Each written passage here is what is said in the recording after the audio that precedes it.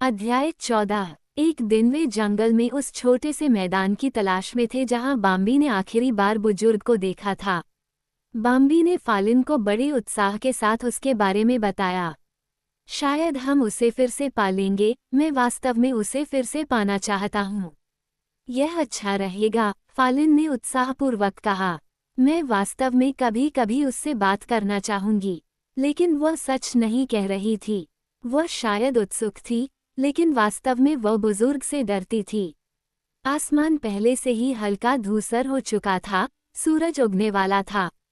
वे एक दूसरे के बगल में टहलते हुए उस जगह पर पहुंचे जहां झाड़ियां और जंगली गोभी अन्य वनस्पतियों से अलग खड़ी थी, ताकि सभी दिशाओं का स्पष्ट दृश्य दिखाई दे। उन्होंने कुछ ही दूरी पर सरसराहट सुनी। वे तुरंत रुक गए और उस दिशा में देखने लगे। हिरन धीरे धीरे और शक्तिशाली ढंग से झाड़ियों के बीच से होते हुए खुले मैदान में चला गया।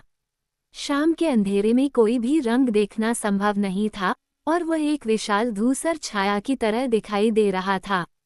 फालिन तुरंत चिल्लाई। बाम्बी ने खुद को संभाला।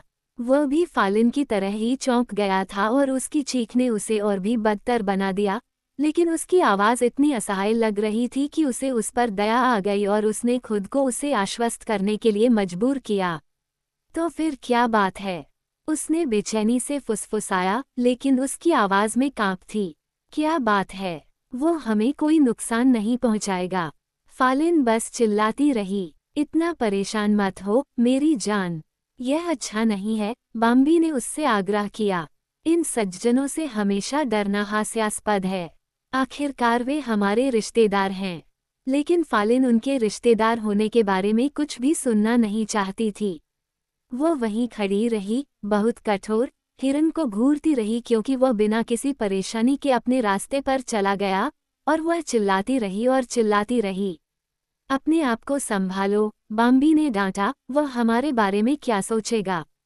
ऐसा कुछ भी नहीं था जो फालिन को शांत कर सकता था।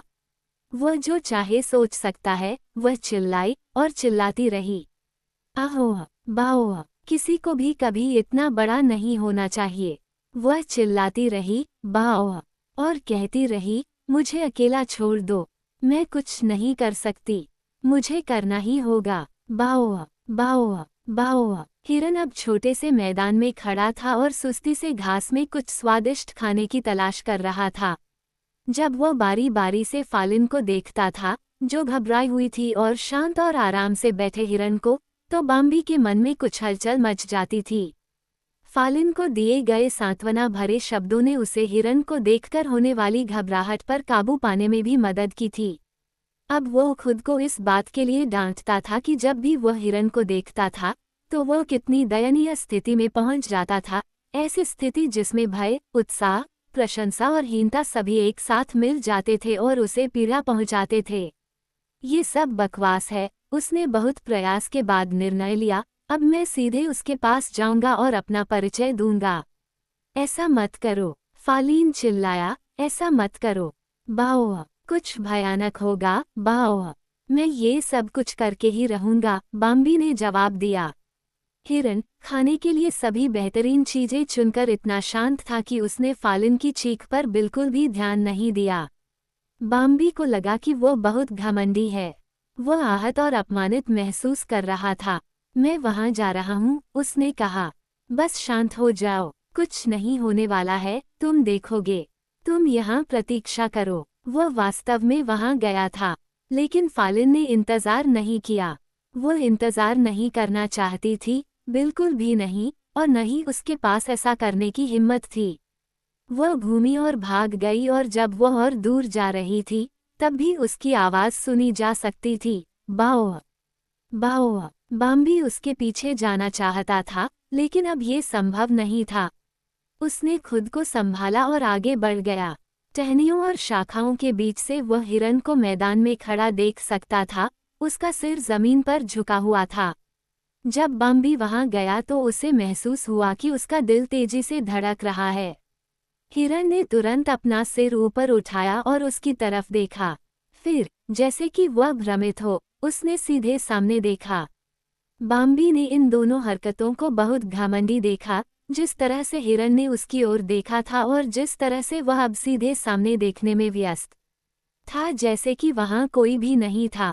बाम्बी को समझ में नहीं आ रहा था कि उसे क्या करना चाहिए। वो हिरन से बात करने के पक्के इरादे से यहाँ आया था। गुड मॉर्निंग, उसने कहा। होगा, मेरा नाम बाम्बी है। क्या मैं पूछ सकता हूँ कि आपका नाम क्या है, सर? निश्चित रूप से उसने सोचा था कि यह सब बहुत सहजता से होगा, लेकिन अब यह उतना आसान नहीं निकला जितना उसने सोचा था। यहाँ सबसे अच्छे इरादे रखने का क्या फायदा था?